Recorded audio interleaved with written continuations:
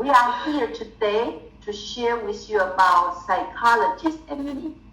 Okay, so this is two of my students from my counseling class. Yeah.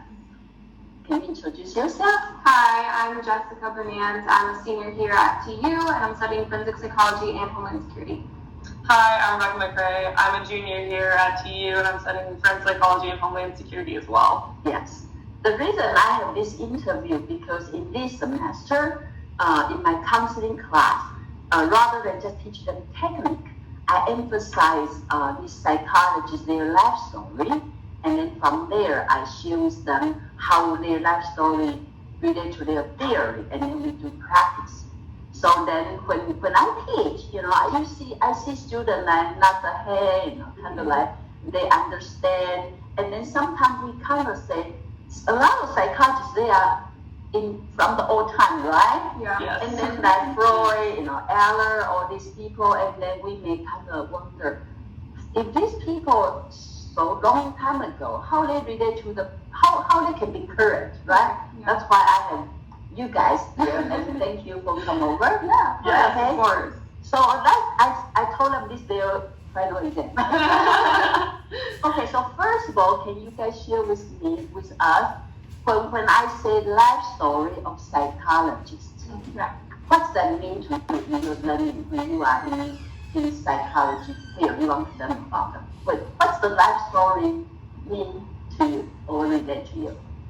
I think the life story really describes not only their theories, but kind of how they got to what they believe in. So I think looking at all of them throughout the semester, you can see how, even the names of them indicate what they're going to be about. Maybe we should point out. Yeah, so okay, we have so when we talk about here, this like person-centered therapy, person-centered Carl Rogers, and then we have Eller, individual psychology.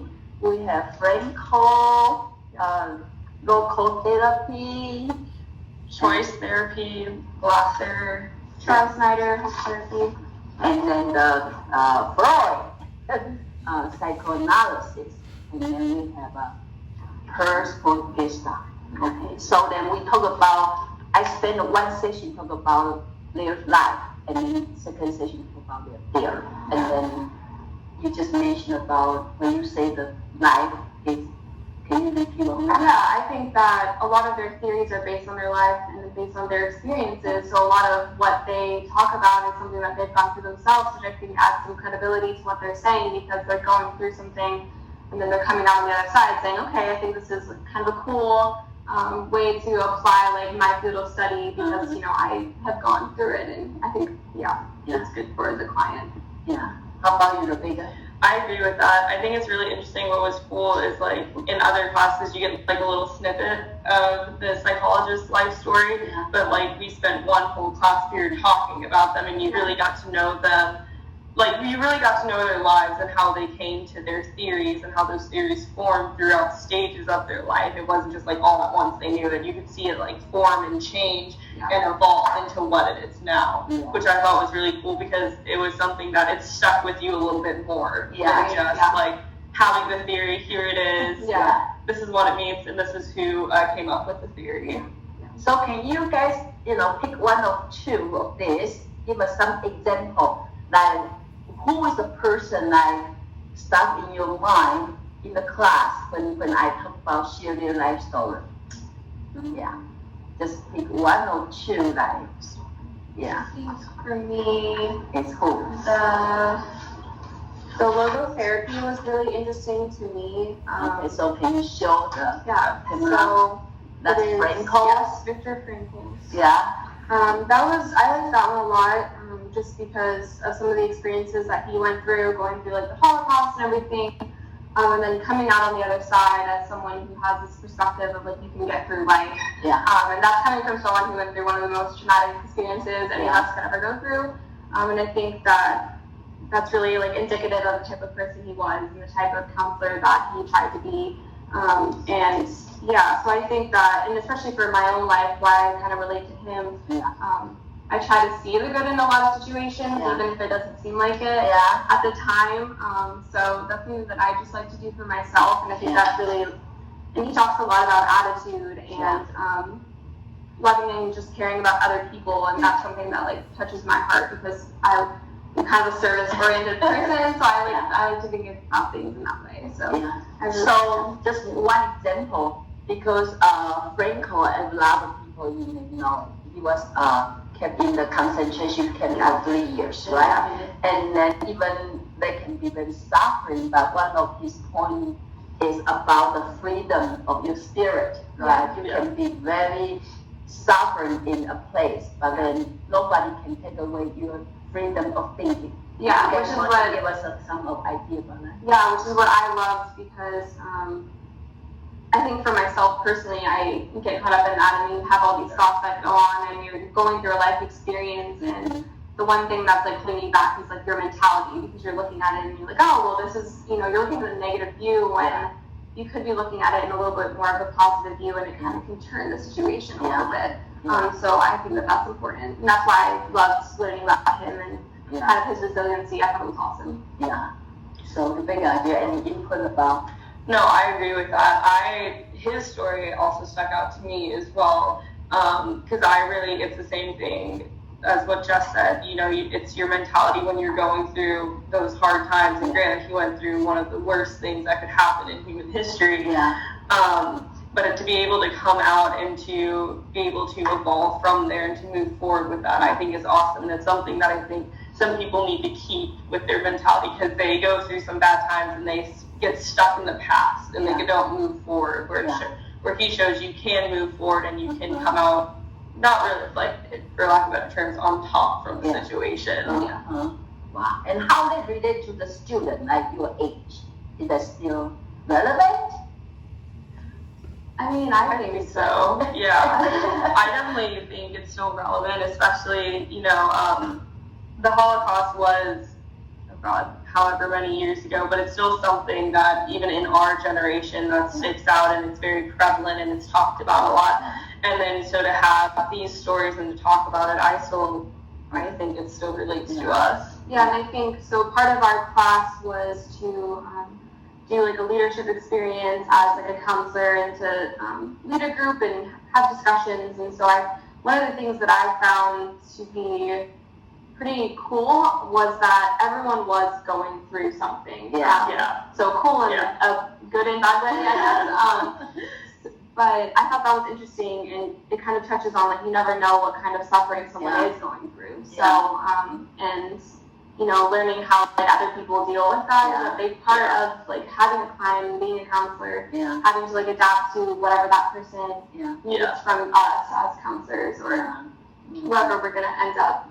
So I think that it's completely relevant because we're all suffering in some way or another. So it's kind of like, okay, so what do you do with that, and how do you look at that?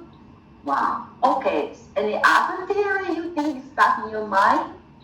Pick another one. A theory?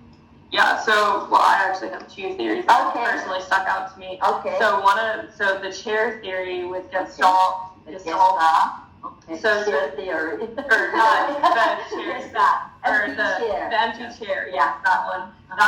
That activity that we did in class specifically stuck out to me was because it was so interesting how it helped in our group counseling session, the other person, and not only that, just myself, because it was something like, if I have an issue, I can actually just do that myself in my room if I need to. But it also helped in our group counseling session when we were with, because I was a leader for that, so when I was with you doing that, it was really cool because you could just see the change in the person and help like that person realize how to be on the other side and how to get through the issues that they were getting through. And then when I was the leader in my group and we did that, the same thing happened. You could see, you could see kind of, the like change in their mentality almost, which was really cool to experience. So that one like stuck out to me.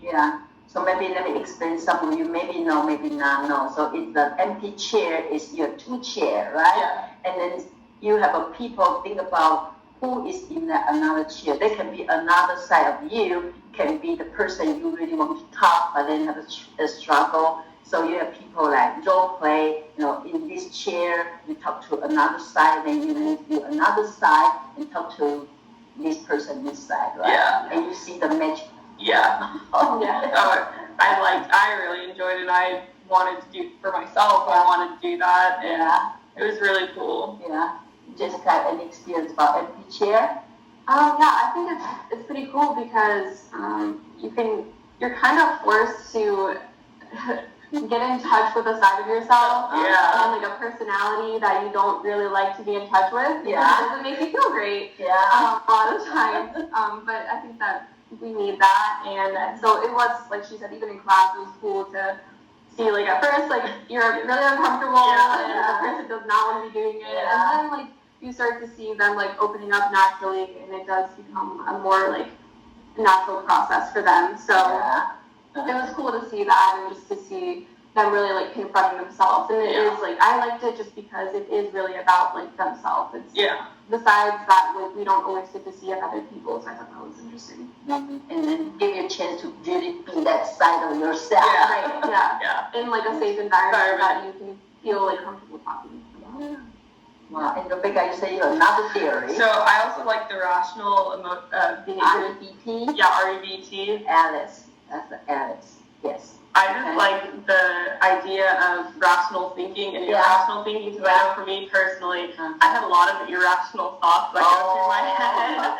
So just to kind of be able to work through those irrational thoughts and to make them more rational thinking, that stood out to me, and I really enjoyed that, because I was like, oh, that like speaks to me, because that's who I am, where I will have all these random irrational thoughts that make no sense in my head. Can you give an example of what's irrational? So we actually discussed this during one of the counseling sessions, is that I'm struggling with me and my horse right now and where he's going to go. So in my head, because I don't have him, I don't have a home for him next year quite yet, or a solid home. In my head, I'm like, oh my gosh, he's going to be completely homeless. There's nowhere he can go, which is very irrational, because there are a lot of other options that I do have. It's just not the plan A that I want. But so since plan A isn't going well, I'm like, well, it's over. He doesn't have a home. There's nowhere for him to go. And then you feel so depressed. Yes, which is very irrational, because that's not true at all. He has many places he can go. So the background is Rebecca have a horse with you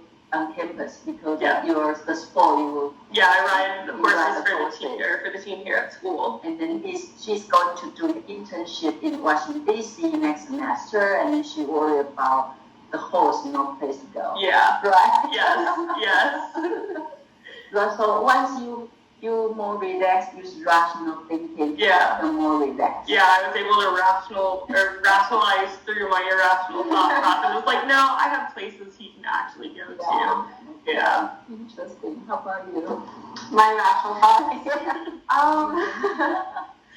I try to keep a pretty clear head a lot of the times, but obviously that doesn't always happen. I guess for me right now, my big hurdle is going through like grad school stuff, so it's kind of like, oh, am I going to get in anywhere? Like, no, like things like that. Like, I had to go. Definitely. I'm like, oh, I have to get this certain score on my exam in order to like be successful, and that's not what defines me. So just kind of keeping those thoughts, like they obviously are going to happen, and that's kind of human nature, but it's also like he says, like working through that and kind of bringing a voice to them and saying like, okay, we really aren't like rational, like you have to kind of think about some other things in a different way.